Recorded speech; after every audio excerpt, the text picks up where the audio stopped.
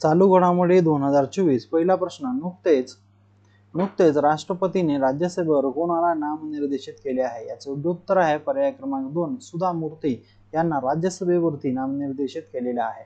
पुढचा प्रश्न, देशातील पहिल्या अंडर वॉटर मेट्रोचे उद्घाटन कोणत्या राज्यात झाले आहे? याचे योग्य उत्तर आहे पर्याय क्रमांक 3, पश्चिम बंगाल या राज्यामध्ये देशातील पहिल्या अंडर वॉटर मेट्रोचे उद्घाटन झालेले आहे.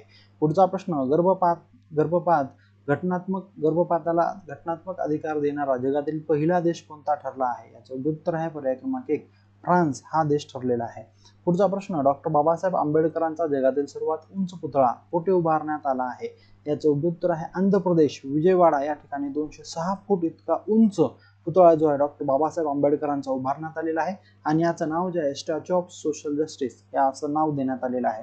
पुढचा प्रश्न, भारतातील सर्वात लांब पूल कोणता आहे? याचं उत्तर आहे अटल बिहारी वाजपेयी